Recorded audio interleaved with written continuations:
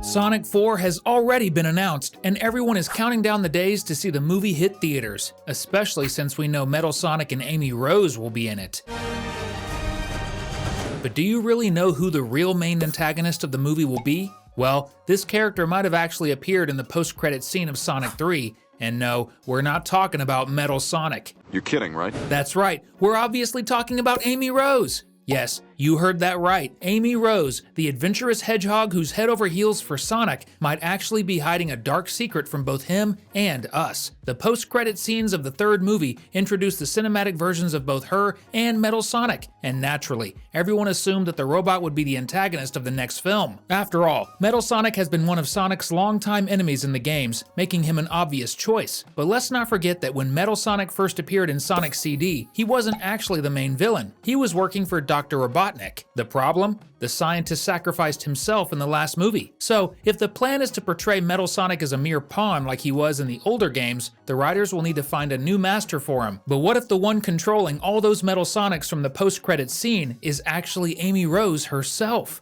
If this turns out to be true, it would be a massive shock. In fact, it would be the biggest plot twist in the entire franchise. Amy wouldn't just be fooling us. She'd be tricking Sonic and his team as well, pretending to be an ally who wants to defeat Metal Sonic. That would explain why she was able to take down multiple Metal Sonics so easily in the post-credit scene while the franchise's hero was struggling. But what would be Amy's goal? In the games, she's a kind-hearted character, so there are two possible ways the movie could adapt her story. The first would be to drastically change her character, making the movie version of Amy a truly twisted, evil version of herself. Her love for Sonic could be turned into a full-blown obsession, leading her to create the Metal Sonic threat just so she can fight alongside the love of her life. That way, she could destroy her own robots and be seen as a hero, maybe even winning Sonic's heart in the process. But if the movie decides to stick to a story that's a little closer to the source material, Amy might still be a good person, but believe that Sonic is destined to bring about the end of the world. In this case, the movie would essentially be giving Amy the storyline of Silver from Sonic the Hedgehog 2006. And since many fans are already speculating that this version of Amy might come from a post-apocalyptic future like Silver did, this theory isn't too far-fetched. But the truth is, besides Amy Rose, this movie has plenty of other potential villains. So buckle up, because this is Cinewave. Since Dr. Robotnik is such an important character in the franchise, and especially to Metal Sonic, some fans think it would be much better if he returned in the next movie instead of giving Metal Sonic a new master. And honestly, it's not entirely impossible that he survived the explosion at the end of Sonic 3. After all, we thought he died at the end of Sonic 2 too, only to find out he somehow survived with no real explanation.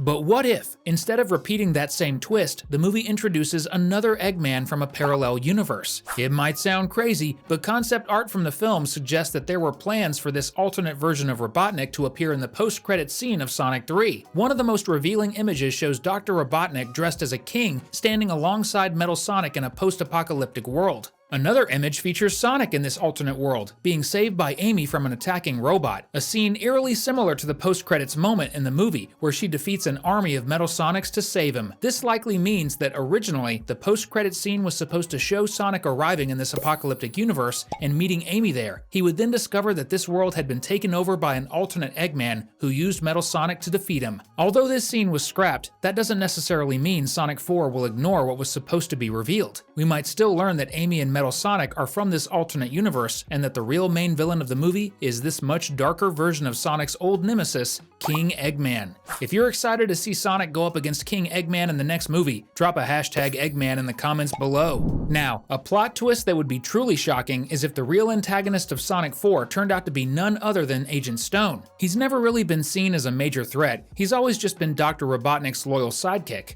Most of his memorable moments are comic relief, except for that one scene in Sonic 3 where he hears Eggman say goodbye and call him a true friend. But there's something really important we need to remember. Like it or not, Agent Stone helped Eggman carry out all of his most villainous schemes entirely of his own free will. Meaning, he can absolutely be considered a villain too. Sure, compared to Eggman, he might come across as a little dim-witted, but Stone knows his way around the Doctor's tech better than anyone. And let's not forget, he has full access to Robotnik's base of operations, where all of his advanced weaponry is stored. If Eggman had another secret storage filled with even more dangerous inventions, you can bet Stone knows exactly where it is. Taking all of that into account, plus his unconditional love for Eggman, it's not hard to imagine him blaming Team Sonic for his beloved boss's death. and that could be exactly what drives him to activate Metal Sonic and use it as a weapon for revenge.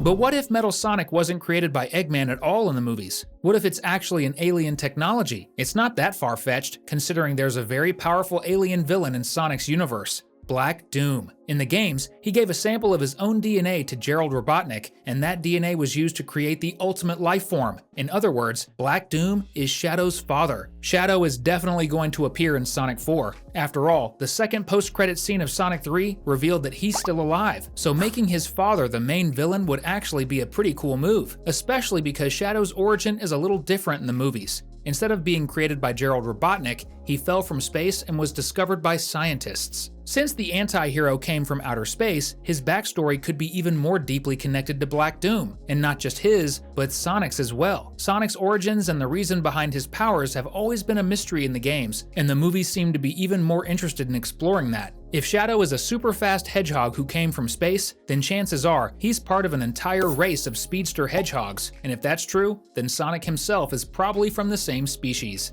A society of supersonic hedgehogs would definitely have access to energy quills like the ones Eggman stole from Sonic to power his machines, so creating multiple Metal Sonics wouldn't be that hard for them. And the one ruling over this entire species? That would likely be Black Doom himself. There's no way he'd allow two members of his kind to live freely on some distant planet. That would give him a perfectly valid reason to create Metal Sonic and send it to hunt down both Sonic and Shadow. Pretty interesting, right? If you want to see more theories about Sonic and other awesome movies, hit that subscribe button, because we've got new videos dropping every single day! Thank you. If there's any villain evil enough to be the mastermind behind all the others in the next movie, it's Mephiles. He's the main antagonist of Sonic the Hedgehog 2006, and was without a doubt the toughest challenge Sonic had ever faced. After all, he's the only one who has ever managed to kill Sonic. Yeah, you heard that right. Sure, Sonic came back to life later, but if it weren't for that, Mephiles would have won. He's one half of a being destined to destroy the world, which makes him insanely powerful. But what really puts him on this list is his intelligence and ability to deceive others. Mephiles probably wouldn't build or activate Metal Sonic himself, but he could definitely manipulate someone else into doing it. In the games, he tricked Silver into believing Sonic was responsible for the end of the world. Since we theorized that Silver's story could be adapted for Amy in the movies, it would make perfect sense for Mephiles to be the one manipulating her. That way, Amy would be the one pulling the strings behind Metal Sonic, while Mephiles would be pulling the strings behind Amy. Plot twist after plot twist.